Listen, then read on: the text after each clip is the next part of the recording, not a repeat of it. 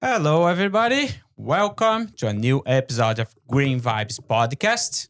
And today we are here with a very special guest. We have John Bennett. John Bennett, he works at Friends of the Earth Canada. He's a volunteer. He's blogger, journalist, design and executive environmental campaigns, and a lot of more, right? Well, it's hard to sum up 40 years in a couple of sentences. You have a lot. I'm pretty sure if you're going to tell everything here, you're going to be the whole episode. Just tell about your skills. And first of all, thank you so much for being here with us today. And it's very nice. I'm pretty sure that we have a good conversation today here. Well, thanks for inviting me, and I hope to have a good time. Nice. So, John, first of all, for that to start, just introduce yourself, what you're doing, what's your main job. I know that you work for the environment for many years, climate change. And so explain for us your main skills. My main skills. Well, a lot of people say I don't have any. But, oh, no. But what I do is I look at environmental issues and try to devise ways to bring them to the attention of the public, ways to convince governments and industry to behave better. And it's a hard job. Yeah, it's a hard job. Victories are few and far apart. But it's something that I've felt I've had to do since the early 1970s, and I just continue to do it. Perfect. Awesome. So let's start with one thing. I'm pretty sure that for the whole days, one of our big concerns here is with nuclear power. We saw that the war in Russia, it's affecting a lot the environment. It's not only all the peoples that's living there, right? But the environment, the animals, they are very, very big effect of this. So how do you see the nuclear power, it's affecting our climate change, our environment? Well, nuclear power is being touted again. The nuclear industry is very interesting. I've been working against them since the 1970s. And every decade or so, they come up with a new reason why they're the only solution and we should go forward and waste more billions of dollars. And right now, they're telling us that they're going to produce new small nuclear reactors that are going to be everywhere. And that's going to solve climate change. But I think what's happened in Ukraine shows us what is a major problem with depending on large single sources of power, especially nuclear power, because if conflict comes, they are incredibly good targets, and they're an incredible, big, huge risk. Chernobyl is already the source of the biggest environmental disaster, nuclear disaster. And it happened many, many years ago, and even so, right? And many, many years ago. And why anyone would want to actually invade it and actually occupy that polluted territory is hard to understand. But it does demonstrate that nuclear power is vulnerable. That because in order for it to work, you have to produce large volumes of electricity. And so you need large volumes of uranium. So you need mines and you need refineries. You need to transport highly radioactive materials here and there and everywhere. And then once you actually finish using them, you've got to then store them for a couple 100,000 years. And, I don't know if you do, but I don't know anyone that's old enough to actually remember 100,000 years ago and how we're going to protect something that is so dangerous for so long, and how that is economically viable to produce electricity when we know that if we put out solar panels or windmills, we can get the same kind of electricity without that tremendous risk. Yes, you're right. And but as you said, but even now they continue building, right? Some nuclear power. Now what they're doing is called small nuclear reactors. Yeah, exactly. Or small modular reactors. I call them small nuclear reactors because they made it's dangerous. The same thing, right? They're actually slightly more dangerous in my view. They're smaller, so they will kill fewer people when something goes wrong at one time. But they use technologies that are much more susceptible to failure. So we're moving from reactors like the canoed reactor, which basically depends on heavy water, which is deuterium, and large volumes of it. So the chances of a huge meltdown at a canoed reactor are reasonably small. But we're switching now to liquid sodium reactors, so that the coolant is liquid sodium, which is basically very, very hot salt. And so you're trying to contain very, very hot salt in a very small unit for decades. And that's one of the technologies they're promoting. Also promoting technologies that would actually use reprocessed fuel. So right now in Canada, we don't reprocess the fuel. We use it in the canoed reactors, and then we hope that nothing will happen to it for 100,000 years. And maybe someday we'll have an idea what to do with it. But right now it's just piling up at the reactor sites. What they're proposing now is to reprocess that fuel, extract the plutonium. And plutonium, remember, is what was the Nagasaki bomb. Yeah. And it's the heart of all modern bombs. 1 gram of it can kill hundreds of thousands of people. Oh. So it's a very dangerous material. And if we were actually to go ahead and produce hundreds of these small reactors, any lunatic with a machine gun can suddenly get control of a nuclear site. Because are we going to be able to guard those sites? I have personal experience with how well these plants are guarded. They're not guarded well now, but at least if you have a huge plant with a big fence around it, and a lot of concrete, it's a very difficult thing to imagine that some terrorists could do something. But if you have ones, and what they're touting with these new small reactors is to put them in remote communities. We cannot control that. Exactly, and in remote mining areas. But also McMaster University, which is in suburban Hamilton, has recently announced that it's going to try and build one of these things on campus.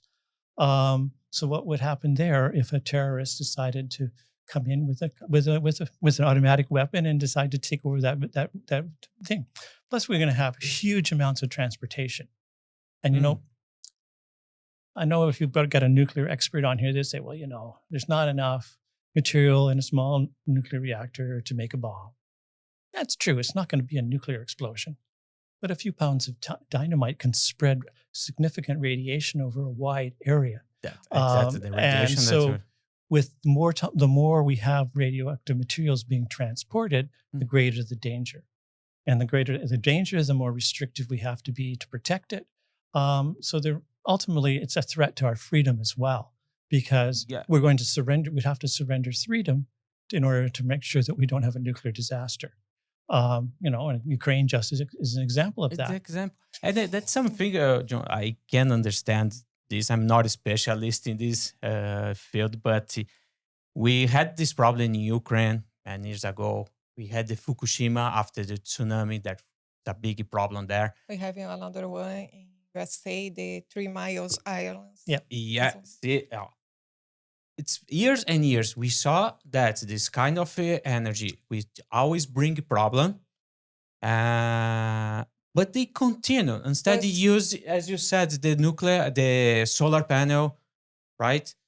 I can understand why it's not changed. We cannot change everything in the same day, for today, for tomorrow, but years and years.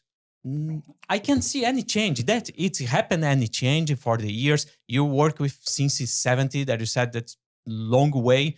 And what's the difference you see between there and now? Nothing.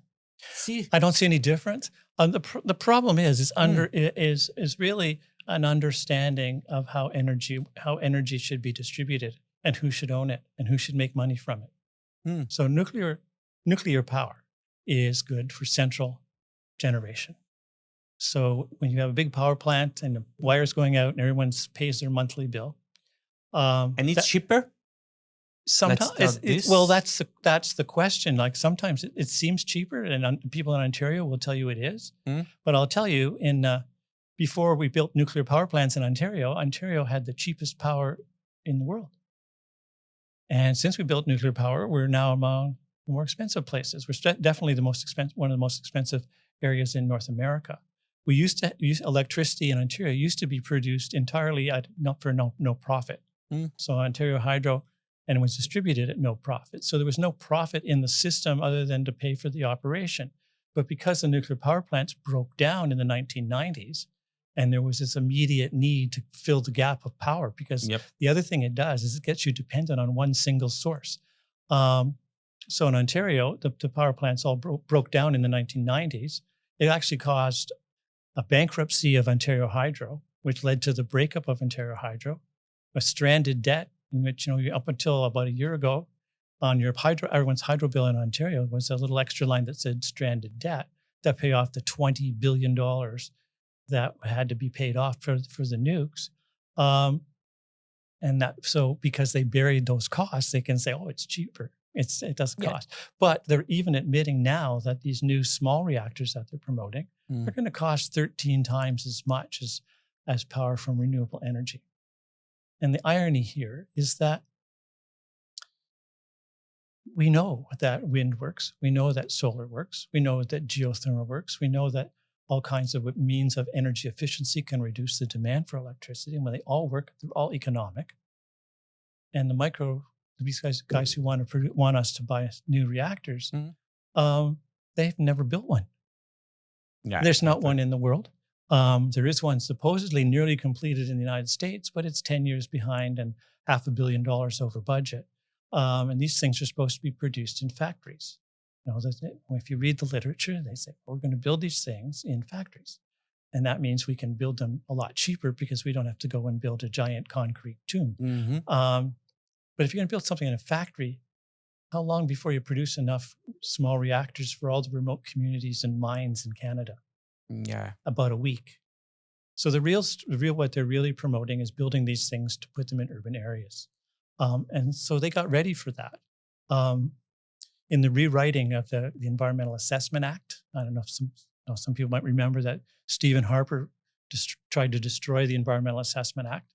Then the Liberals promised when they got elected that they would fix it. And in 2019, they did come through with a new one. They call it the Impact Assessment Act.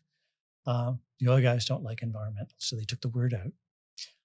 But they are not doing right. But what they did, when they did this, is they changed the rules quite a bit to make it easier. And what they did for these small nuclear reactors is that in the future, once a reactor design is approved by the Canadian Nuclear Safety Commission, and we'll talk about them in a second, that's it. It's like getting a CSA approval for a fridge. So they can put them anywhere, and there's no requirement for an environmental assessment. So the people that live around McMaster University will have no say in whether or not a reactor is put in the middle of their community. And they did that deliberately. They took our right to have an inquiry into the reasons for putting a reactor in our neighborhoods. They took that right away. Why'd they do that? Because they knew that we would protest. They knew that people would not want them. And so they wanted to take away that avenue of protest. And then they'll say, well, gee, the Canadian Nuclear Safety Commission is well respected. Well, the president and CEO of the Canadian Nuclear Safety Commission, you know what her job was before she got this job? She was the head of nuclear development for Ontario Power Generation. Now, it's a conflict of interest, right? Absolutely. The thing is, it's what's called a captured regulator. Now, and it's difficult for them. I can understand the difficulty they have is they want to have experts in the field, but that means the experts are coming in and out of the so if you got a job for the regulatory commission, you're thinking about your next job, it's going to be with a nuclear power company. So it's endemic to have a problem like that. And the other problem is that the former president, who's president replaced, well, he's now got a new job. He's a special advisor to the ultra safe nuclear company in Chalk River. So he's actually in the business, right? So you could definitely at the very top of the agency, you can see how it's captured, how the people that are inside. And in fact, I've made many attempts in the past talking to the politicians, saying, you put people who are prejudiced in favor of nuclear power on the regulatory commission. There's nobody that's anti-nuclear that's on the commission. So someone like me, despite 40 years of experience in energy issues, doesn't qualify to be on the commission because I'm publicly opposed to nuclear power. But someone who's publicly for it, got paid by it, is now the regulator. So we have to really get organized in Canada if we want to protect our children, because they have set it up this time much better than the other times. 10 years ago, it was a nuclear renaissance and it went nowhere. And 15 years before that, it was irradiated food was the reason for doing it, because that was going to make the food last longer. And all those things failed. But this time they've set up the regulatory system. The fix is in, and governments are already spending hundreds of millions of dollars. In fact, Saskatchewan announced the other day that it's going to build one in somewhere in the province. And it's never had a nuclear plant before. Yeah, I think it's a big problem actually. That's when you said about the government, right? We work with environment for many years, and the unfortunate, not say unfortunate, but we always need the government some help to change if it's there something related to the environment and the climate change. And as you said, it's look like they don't need it. They don't want peoples that has the knowledge about the field, right, to work with. It's like they work against. Yeah, well, they don't see it's always frustrated me, especially with the federal government, is that federal government's environmental laws actually stem from its authority over criminal law. Mm-hmm. So it stems from criminal law and pollution, right? But it's all dependent on what they're willing to spend in terms of investigators. Yeah. And it's also, even though it's criminal law, we're seeing now this controversy in Nova Scotia, but did the federal government want the police to release information about the guns?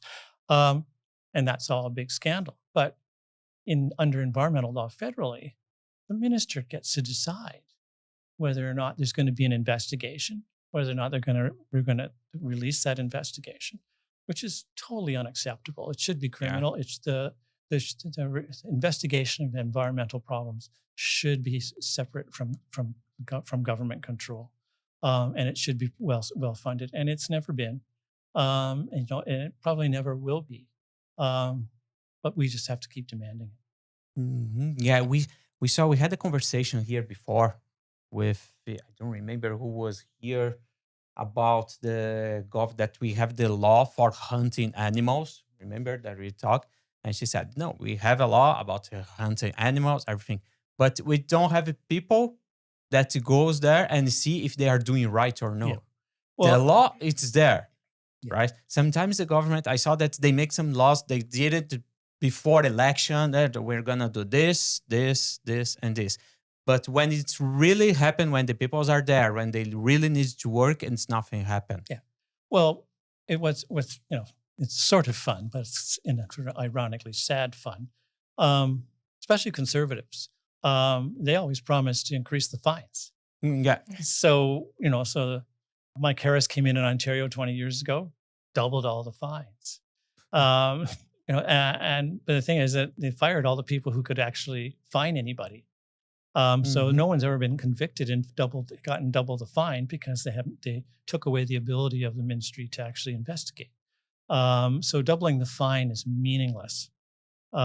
It's what the laws say themselves, and if you can enforce the laws, we can go well. But it's really getting the law enforced most of the time. Yeah, the law enforcement, that's very important. I don't know if they don't have peoples, but they don't want to peoples go there to. I think they don't want because right. No, well, because they don't. The government sees its job basically as controlling the economy, making the economy work. And if there's jobs at stake, they're very concerned all the time. And you can understand that, but there's got to be a limit to it. And there's got to be, laws that say you have to do this.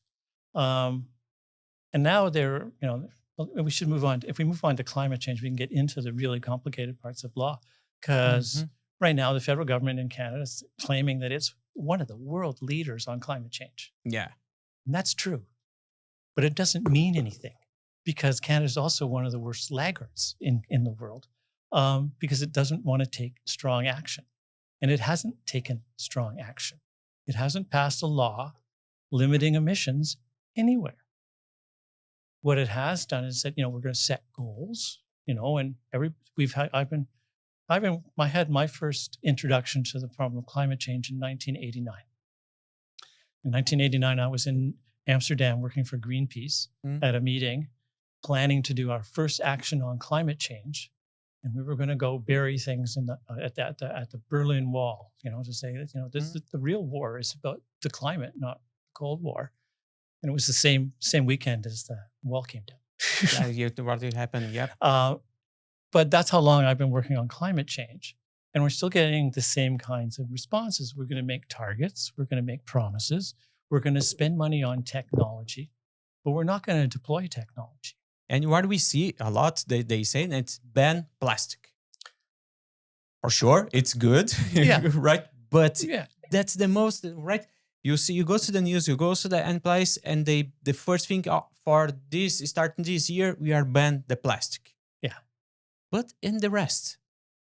Well, yeah, and it was we just finished a big successful fight on plastics. Yeah. What people should note is that when the first regulations on single-use plastics came out last fall, the plan was to not sell them in Canada, but to allow Canadian manufacturers to continue to make them and export them. It was appalling. Okay. So in the interim between that first release, so they and the can council, manufacture, right? They still can they manufacture. stopped. We won that one. Mm-hmm. My good friend Stephen Guilbeault, who I've known for 20 years, did come through there on that one because it was so gross. But that's, but we're still sitting in Canada without making significant strides. We do a lot of talk. We put money into potential technologies, but we don't actually do things. For example, the building codes are so significantly important to climate change because buildings use a lot of energy. And there are technologies, we've had technologies for a couple of decades that can make every big building a net energy producer. Mm-hmm. If they're built to the proper codes with the proper technology being required. But instead of listening to that technology movement, the governments have continued to listen to the builders who said, we don't want our houses to be more expensive. That's the thing, yeah, because that's going to cost more. Right? Yeah, but where your house is costs more than how much it costs. So in real estate, the actual cost of building the house is almost insignificant. Mm-hmm. It does not cost $1.2 million to build a house in Toronto. Exactly. And it's cheaper. You get 1.2, it's cheaper. So we could do things, other simple things like they have done in Germany for generations is, when you buy a car and a used car, you have to get it safety checked. Yeah. It's got to be brought up to standard to prove that it's roadworthy. Mm-hmm. You could do the same with a house and a building. It has to be brought when it's sold. Before you can buy the house or close the deal, you have to bring it up to the latest technology for that style of house. So not every house or building can be a perfect green building, but they can you can make, especially with old buildings, you can make huge savings. So why don't we have a system like that? We don't. And we need basic things like that. All that does is make your house, maybe it makes your mortgage payment a few dollars more a month. Mm-hmm. But it reduces your gas bill and your electricity bill a lot a month. Yeah. And they pay. There's lots of studies and proof that shows that 2 to 5 years, most energy efficiency moves in a house pay for themselves. And that right now the problem with it is the capital cost of somebody doing it. But if it was built into every mortgage, and you had to build your house had to be updated so you could sell it. That would happen automatically. And the economy would absorb it and pay for it, it would be fine. Mm. But we still are back in systems where the government gives you a grant if you buy an efficient fridge or an efficient all these things. It's very complicated, very expensive. I sat down with the bureaucrats in Ottawa. When I got to Ottawa around 1998, I met all these bureaucrats at Natural Resources Canada, whose first job in the late 1970s during the first oil crises was processing applications for insulation, because the federal government at that time gave a tax grant to anyone that insulated their houses. Insulate their house. But you had to send in a receipt. So I met all these senior bureaucrats in 1998 who were junior bureaucrats in 1978, whose first job was like checking off all these things and knowing how much it costs and how difficult it was for the federal government Plus, just how do you win in the government? Because eventually you're going to screw up, right? Someone's going to get away with it. And there was a lot of fraud, and there was a UFI foam problem where off-gassing foams Yeah. made people sick. Because not because the UFI foam is that terrible, but because it wasn't done right. And they didn't know it wasn't done right at the time. So your governments get in trouble for those things. So instead, if you institutionalize the changes so that we move forward all the time, the way we do with cars, because what makes a car get written off if it hasn't been in an accident? It just cannot be brought up to date. It can't be made safe. So, but a house can go, until it almost falling down. The state doesn't involve itself with it, and we should have a system that's better than that. Yeah, this isn't it, man. You are talking. I'm thinking here. I don't know if you can talk about this. If you know something about electric cars, you said the cars. I just came to my mind now. Sure. Because when they think it's an electric car, it's a green car. It's perfect, no pollution, nothing. Well, it's really good because sometimes I heard that but to manufacture the battery, there's some process that can bring pollution and the climate change. Well, everything I've seen is that, that's true. You can't build anything without making some pollution and using some energy, but they're still better. It's still better to buy an electric car. Now, of course, what happens in the future is how do we make sure that the electricity is good, clean electricity? And that's where government is falling down. So it's great that Ontario is putting some money into a battery plant so that Chrysler can make electric cars. That's great. But it's not doing anything except talking about small nuclear reactors in terms of producing electricity in Ontario. There are 10,000 megawatts of hydropower untapped in Ontario that are just running down the streams that could be tapped without a lot of disruption, without a huge construction. And who knows how many megawatts of solar. Why isn't every house in Canada a solar house? Yeah. We've had the technology. Even 20 years ago, it only cost $20,000 to do. Because the difference for the houses that they built in, let's say, 30 years ago and now, there is any difference? Nothing, right? Well, they're better. We have done some incremental stuff. They're still better, but as you said, for the insulate and the house. Yeah, but if you can say that the house has to be built with 2x6s and R40 walls, why can't you say it has to have solar panels on the roof? And again, folding that into your mortgage means that instead of paying for hydro or power, you're paying a mortgage. So you're getting that power. And that also relieves the central authority from responsibility to produce all the power.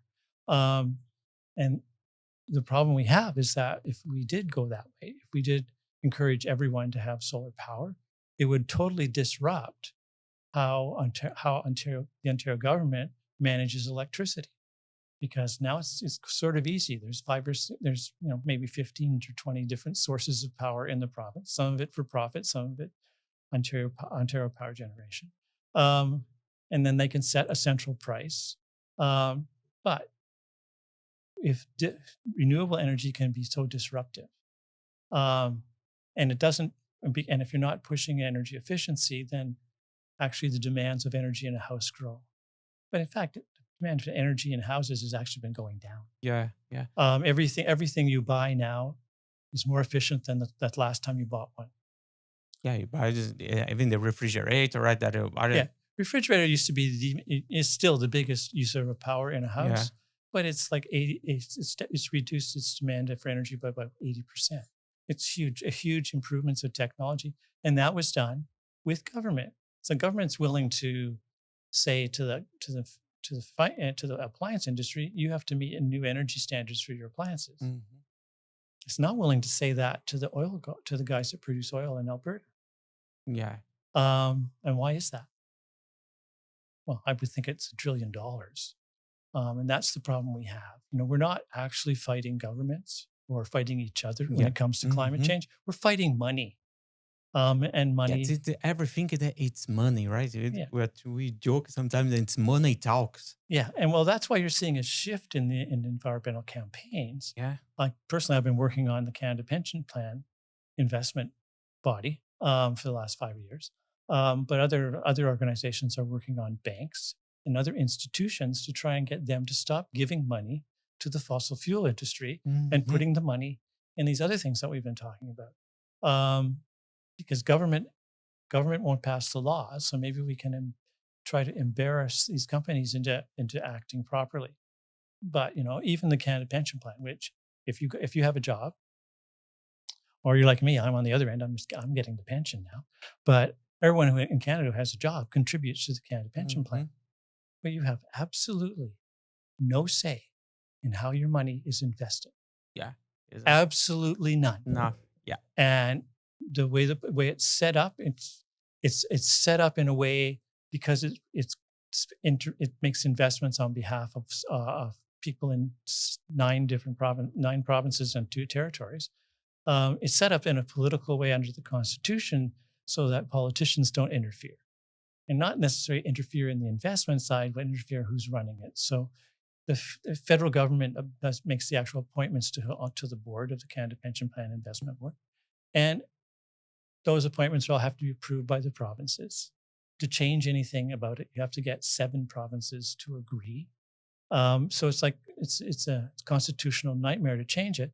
And what do we have? Well, we have a board that manages investments of $500 billion, our money, and it's managed by people who 50% of the people on the board have direct connections to the fossil fuel industry. That's how they got the credibility enough to be put on this investment board. And as I said, the most of the big companies, they are financial, the fossil fuels. Yeah, right? and all the banks are all. And maybe all the banks that we saw. Well, there was a report in the last year that showed that the Canadian banks have put $900 million I know that's a lot. Into the fossil fuels since 2015, since they've all been proclaiming that we're going to go into the future and become net zero. Yeah. Well, net zero is zero. We have to be actually talking about how do we, to get to net zero, we have to stopping things, It's always like, and what, through the pandemic, we had all this difficult time.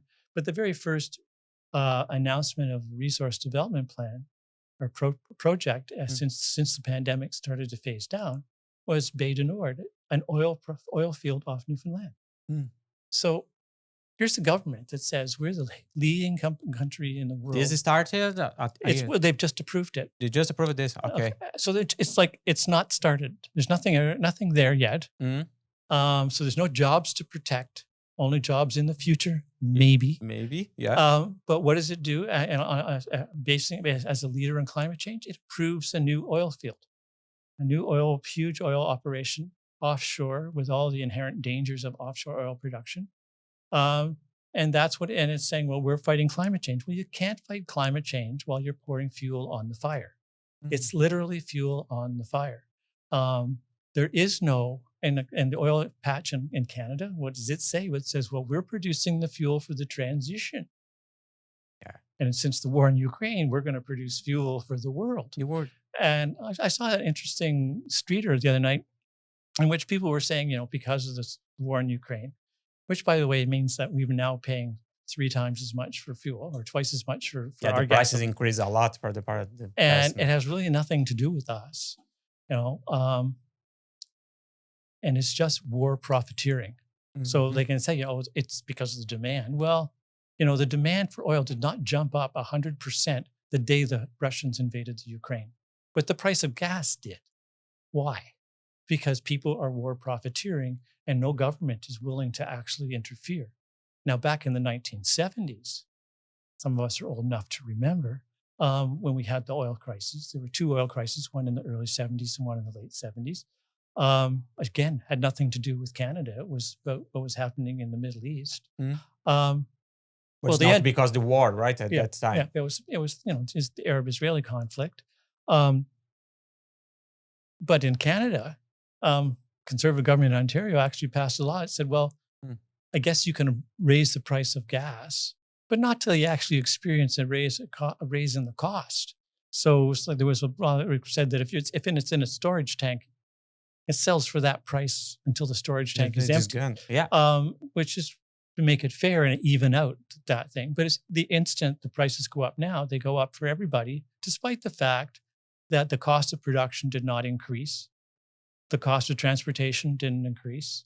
It just because of some event overseas that may mean there's more demand for oil That's somewhere what we else. heard, right? That's Yeah. everything that's happened. It's related with the war that we have in it's- Ukraine. And so, and of course, now there's a big push. The Alberta government announced yesterday it's got a $4 billion surplus instead of the $18 billion deficit they predicted, because Canada is the only country in which the price of oil determines the royalties. Mhm. Most countries, they charge a royalty just based on, there's so much per barrel goes to the government. Because what I saw that, tell me if I'm wrong, for the countries for the Europe, they are very affected with because Yeah. the war. Right. In Europe, they do use a lot of Russian oil. There's no Russian oil, maybe an occasional shipload, because Irving and New Brunswick gets a cheap deal. But no, we don't use Russian oil. It has nothing to do with that. That's what I'm thinking now, because Europe, okay, they use the Russian gas for there, but not from here for Canada. And we produce more oil in Canada than we use. Most of the oil we produce in Canada is actually burned in the United States. Mhm. And we have an agreement with the United States, so we can't cut back. Like if there's an international situation, it means that there's a shortage of oil, real shortage of oil.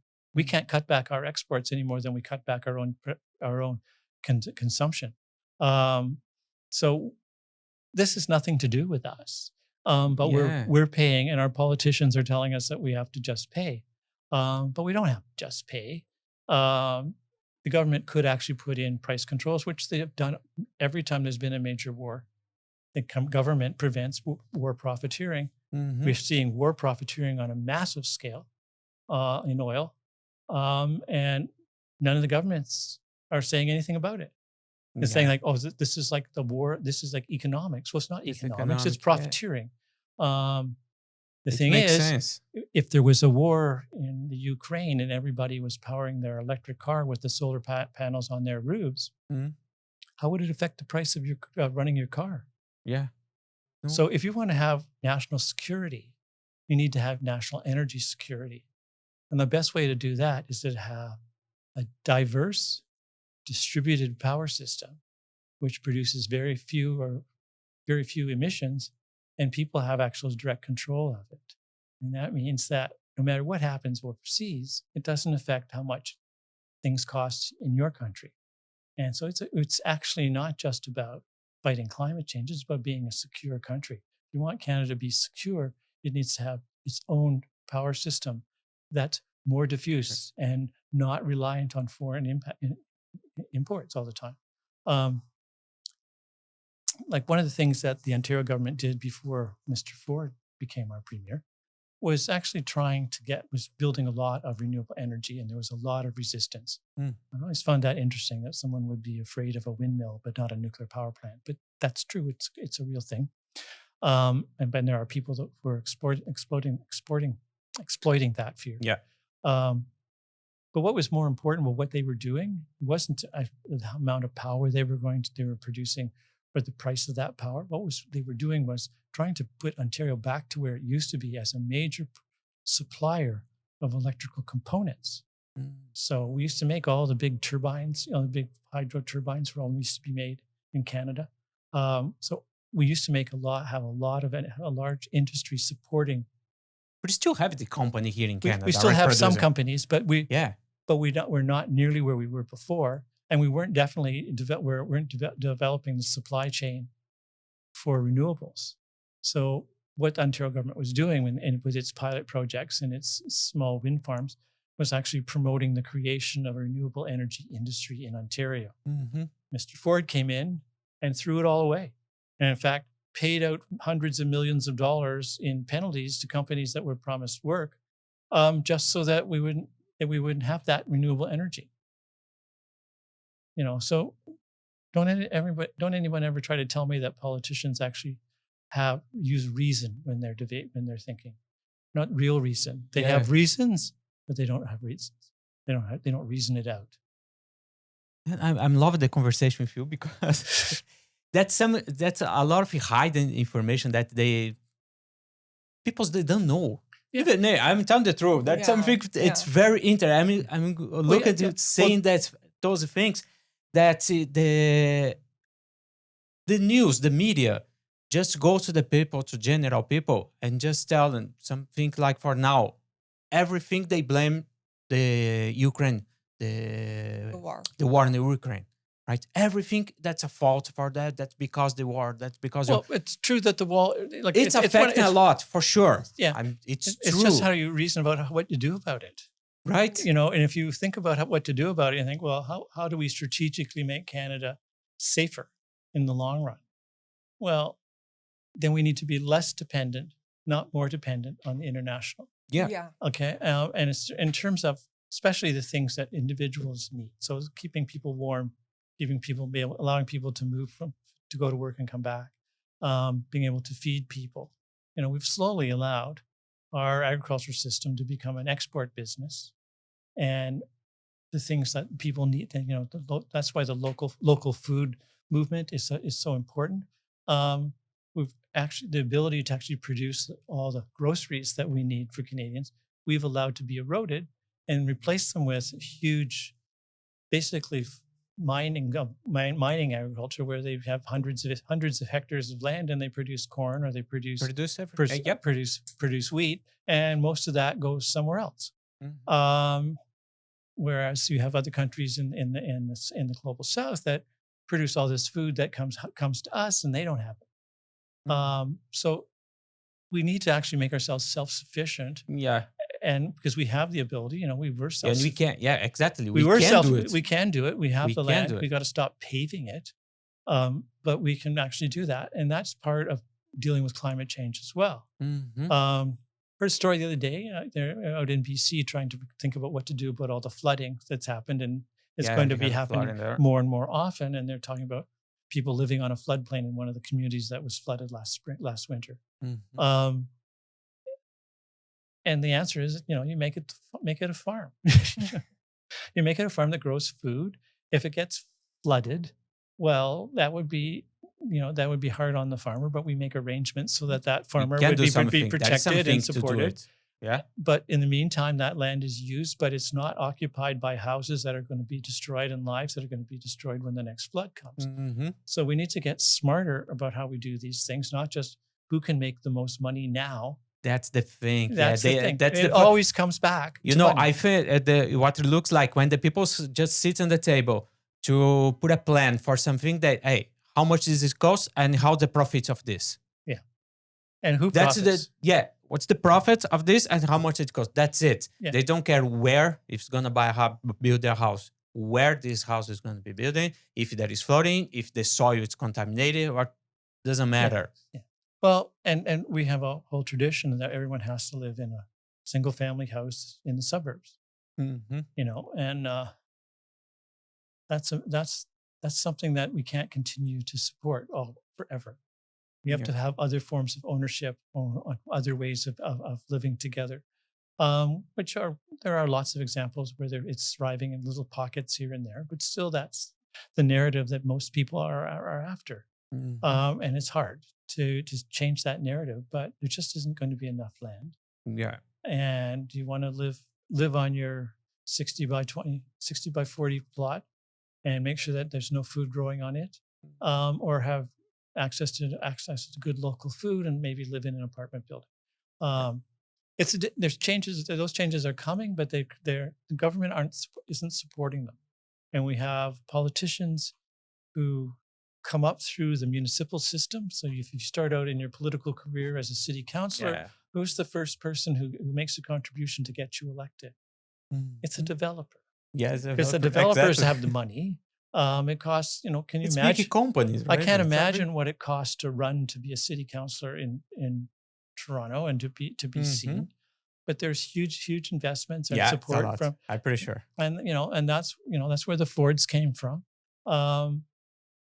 And they take advantage of passing issues to try and get elected, and then please the people who supported them. We need a different system of understanding that. We need really for all the political parties to understand what climate change and environment means. Yeah. And so that there's areas that are sacrosanct. That this is what we do, that we can have our disputes over other things, but we need to agree that we have to protect the air we breathe, the water we drink, and the land that feeds us. And if we could get all the political parties to agree to that, then we could go ahead and have our own political discussions about what are the best ways to do it. It's But like we're not there yet. We're way, way far from there. it's everybody work for the same. I mean, right? They need to fall. Everybody found the same way to work, Yeah. and the Well, benefit of the peoples. Well, we do have agreements in other areas, like in terms of criminal law. All the major parties agree that that should be. We should have good criminal laws, and then we should give that to the police and the courts and handles, and the state, the government of the day should stay out of it. Yeah. Because when the government of the day gets involved in that stuff, it gets into trouble, and it leads to oppression. So we know that doesn't work sense, but we also know now that this chaos that we call running a country, an economy without regard to the environment, leads to a lot of difficulties and a lot of threats that now are costing money. And they're over the years, that was always thought that one of the biggest argument was to make was, well, it's cheaper. Yeah. It's cheaper to not cause the problem than to go in and try and fix it afterwards. But we still haven't really learned that. If it's because it's cheaper for who? Yeah. Is the question. Who? Exactly.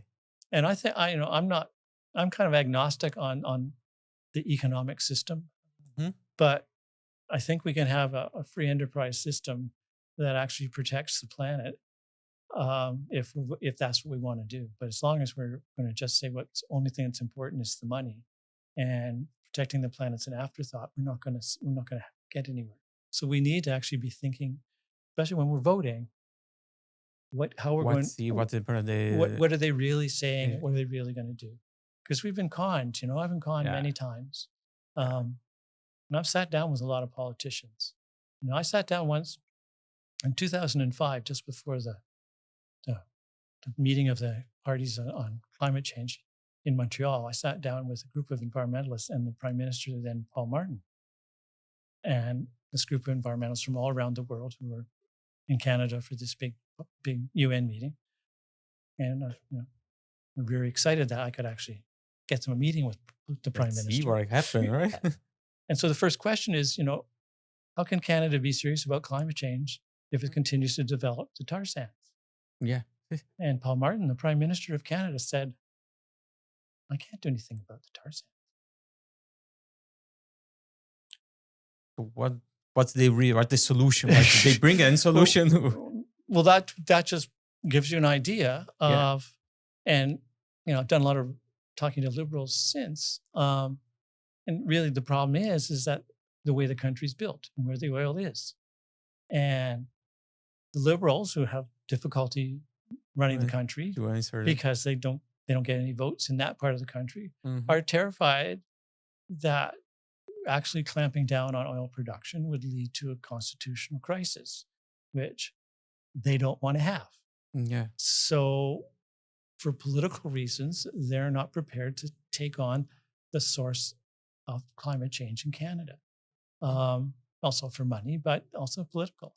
And you can see from the politics, right? What's the politics is very different in that part of the country It's to totally this part of the different. country. Yeah. So how do we get around that? How many disasters, I thought when Fort McMurray burned to the ground because of wildfires caused by climate change, somebody would get the message. The irony was not lost on a lot of people, but it was totally lost on the politicians and the people of Alberta. And get it, the town burned down because the climate changed and because of the way that the tar sands operates. But it didn't make a dent. Yeah. And if you actually were to suggest, we used to be very careful. What's one of the things that you might have noticed in the last few years is that politicians and environmentalists no longer are hesitant about saying that disaster was climate change. We were always we used to actually employ a little research too in terms of public attitudes. We never would jump on a disaster. Yeah. When Katrina hit New Orleans in 2005, we were not saying that's climate change. Louisiana. Yeah, it's easy, right? When they said that justice climate change, right? They just went through this climate change all the time. Yeah, but now every disaster someone points out this is, it's related, and It's it's exactly what's predicted. And you see what happened. As you said, it's a flood in BC that it happened even in another country. I saw in the South America, all the India, the China, Yeah. yeah, everywhere. yeah, it's Um, everywhere that it's it's very and it, bad. and it's changing. So to go back to the Ukrainian war, it's demonstrating the huge impact of our global supply system on food production as well. Yeah. Yeah. Well, that same kind of impact is coming from climate change as well, Mhm. because you'll get a place that's a really big producer of a food commodity, Mhm. and one disaster can wipe it out, Okay. and that will drive the prices up for everything everywhere.